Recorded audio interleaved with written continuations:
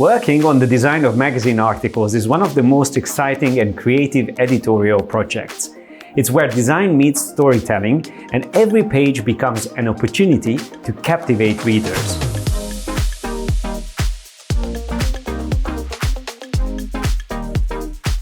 I want to show you two really great examples of editorial design. Both of these are articles from the Men's Health publication that was published here in the UK.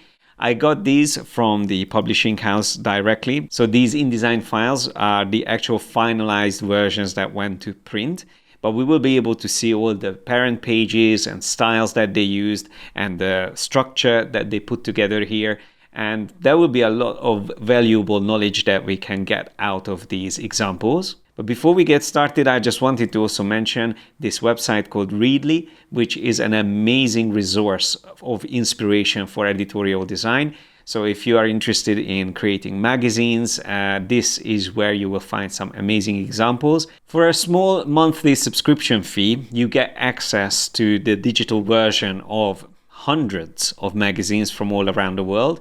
You can filter based on languages and of course your interest. But I recommend this resource because there's just a really diverse set of magazines that you can find here. And then when you choose a publication, you can see the previous issues. So you can also see the consistency throughout the issues and how certain magazines develop in style.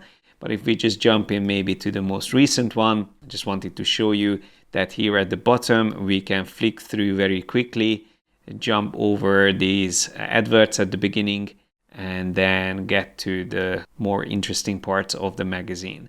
So yeah, like I said, brilliant resource. We can zoom in really close, have a very close look at all the little details that they used in the magazine. And this is just so much better and more real than using websites like Pinterest or Behance to find inspiration and references. So like I said, I highly recommend this website. And besides setting favorites, magazines that you like, you can also bookmark specific pages. Like here, for instance, I created a category for creative examples of tables in magazines. So if I go in here, we can see an example for this. Or if I just go back, we can maybe find the table of contents examples. So there is one here.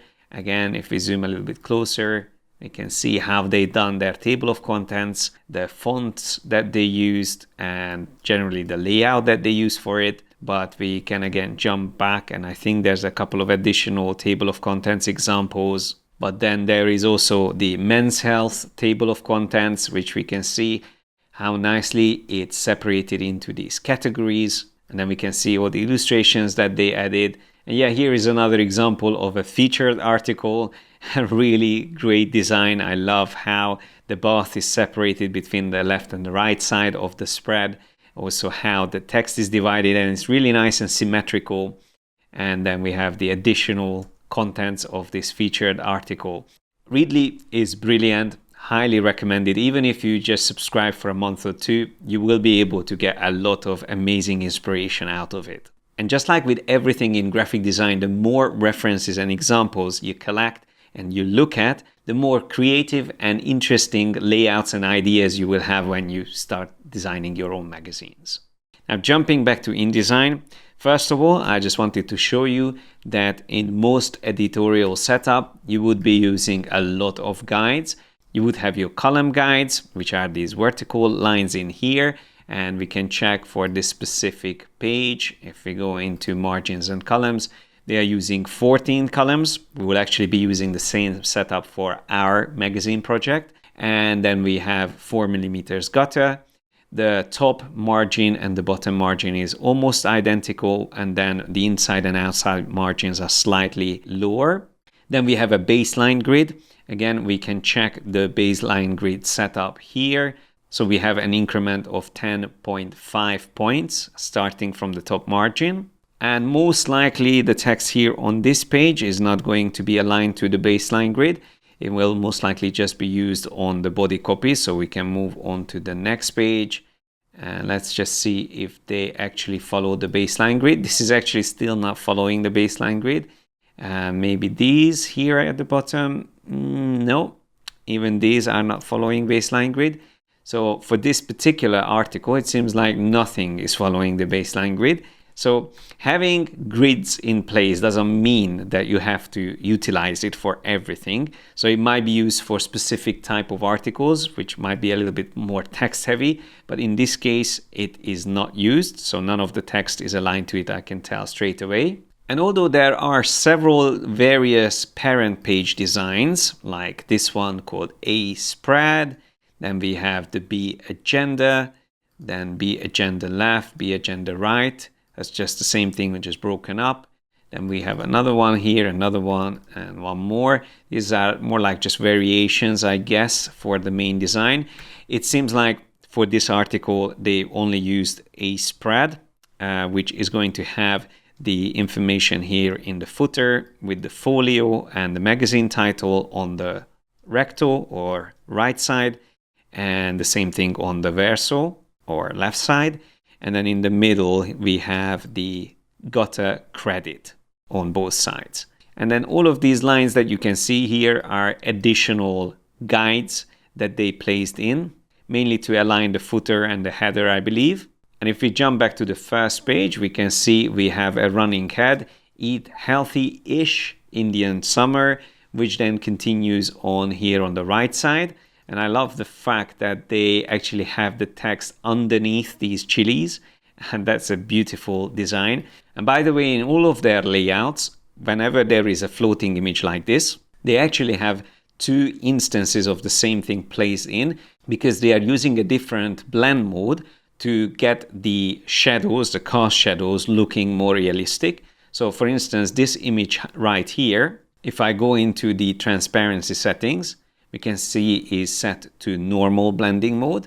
But then if I move this away, underneath it, we have the version with the shadows. So it still has the objects inside it, but it also has the cast shadows. And that version's transparency or blending is set to multiply.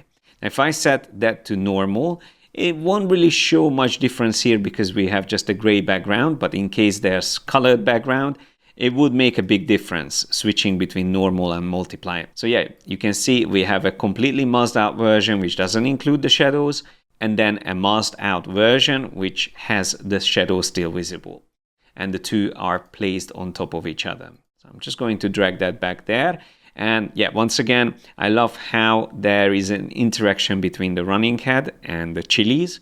That is looking really good. I love how these lines are also going underneath the chilies. We can still see exactly where it's pointing at, but it's just again another nice play on depth and interaction between the typographic elements or graphical elements and the images. And in terms of alignment, in this magazine, we either have right aligned text, like in these cases here on this side, or left alignment, depending on where the text is, whether it's closer to the left side of the page or the right side of the page. We can see the alignment is changing. If we look at the whole spread together, we can see that they are not using justify text, they are using left aligned text. But there is no hyphenation, or at least I can't see hyphenation being used on this spread. Let's just see maybe the next spread. Yeah, I believe they are not using hyphenation, and that is because it's not necessary. If you are not using justification, it's probably better not to introduce hyphenation. It's just unnecessary because you won't be getting rivers. You might get more ragged edges, like in this case, because you have very narrow columns. But it's not a big deal, apart from maybe this little instance here, which doesn't look great. The rest is okay. I feel like we have a quite good edge of the text. And it's also a great example to see how rules are being used in the layout. So we have a vertical rule running down here. Then we have a horizontal rule that divides the intro copy or deck from this sidebar text that we have here. Then we also have rules within the design dividing these columns, so we can call them column rules. There is another thick rule here again that is interrupted by the image, and it's again a beautiful example of how nicely masked images can create this amazing interaction between text and the layout.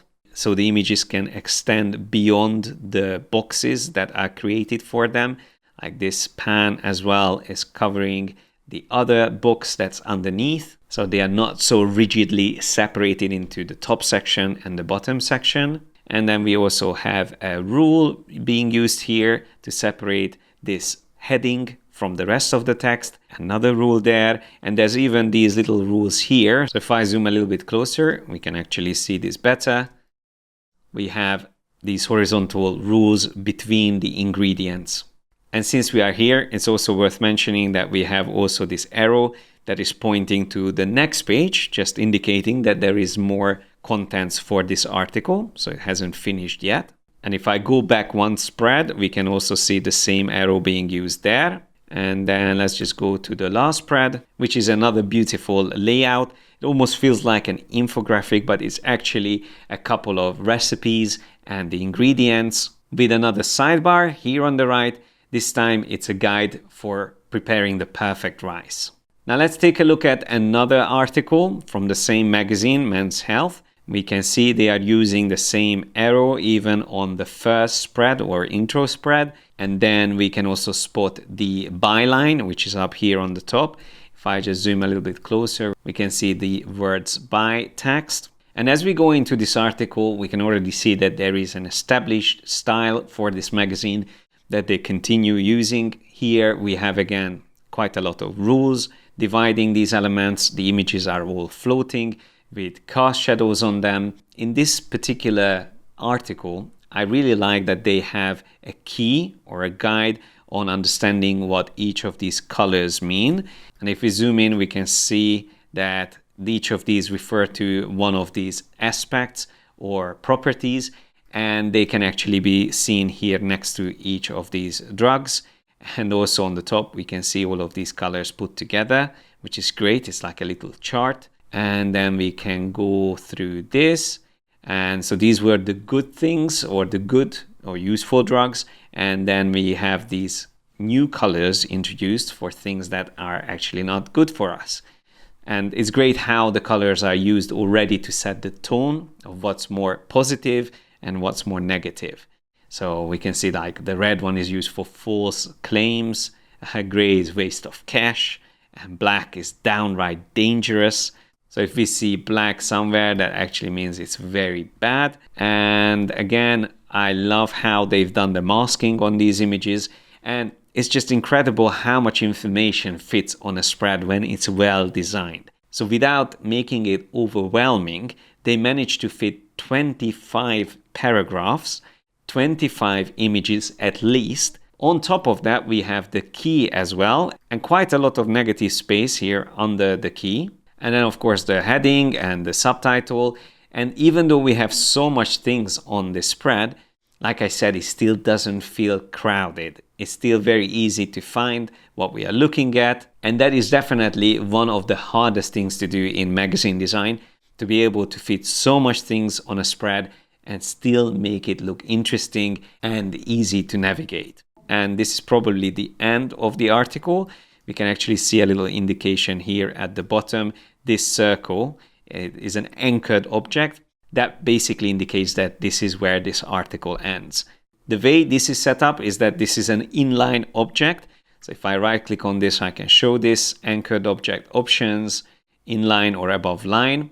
And this is actually something we will be using in our project as well. And I just want to show you, if I delete text, that is moving up and down within the text, so it can jump even between lines. So it's a very useful way of setting up that last little indicator where the article is ending. It's also worth mentioning and checking that for this publication, they are using 5 layers.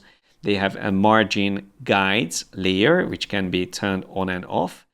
And by the way, I can see that they actually added the background rectangle on that layer, which is not supposed to be there, I guess. It should be maybe on a background layer, but it seems like they are using the same layer for 2 different things. They also have the credit element here, which is inside the gutter area or creep. You can also turn that on and off just so we can see it. Then we have a layer called cap height. Now this is another guide or grid that we can add. And maybe I can just turn off the baseline grid just so we can see this. So they generated this by creating all of these horizontal guides. And if we zoom closer, we can see this is how it looks without and with. So they are using that for cap height. But again, because the text is not aligned to the baseline grid, it doesn't really matter in this case. So I believe they are not using it for this spread. Then they have a separate layer for pictures. Once again, not 100% consistent, because this image, for instance, is on the page content layer. And I believe that is because all the other pictures are below the text, while this one is hovering on top of the text.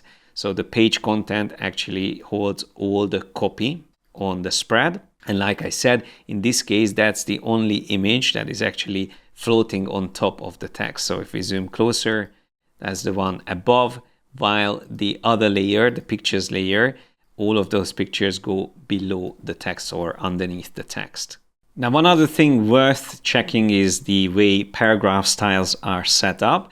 I'm just going to close object styles. It seems like they are not really using object styles in this publication. I'm just going to drag character styles down. On the other hand, they are using a lot of paragraph styles. So we can see they have categories for them as well. But I believe mostly they are using this one, the redesign, yeah. So that's, I guess, is the most recent formatting that should be used. And we can see if we select one of these paragraphs, it's actually using this body copy here. It's in another category. Let's just select one of these subheadings. That is coming from this other category.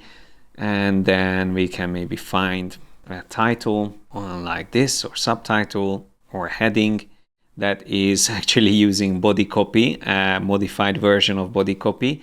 So even though it is a professional publication, we can tell that they are not always 100% consistent using their styles. The styles are there to save time and to assure consistency, but in certain cases, like we can see it here, many of these elements are actually just variations of the body copy. They tweaked it, but they didn't set it up as a separate style, or they were maybe not following the default style that is normally used for these elements. But in case you work as a freelancer for a publishing house, they will be quite strict on making sure that you utilize all of their templates and settings that they would normally work with. While if you are an in-house designer, especially if you're a senior designer, you have a bit more leeway. You can get away with more inconsistencies, or you could say sloppiness within InDesign when you're not using the right paragraph styles, or maybe you're not relying on the templates that are set up already. But this really, again, varies between publishing houses and creative teams.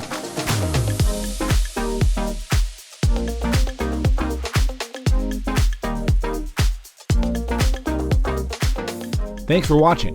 If you enjoyed this video, feel free to like and subscribe to stay up to date on all of our latest videos.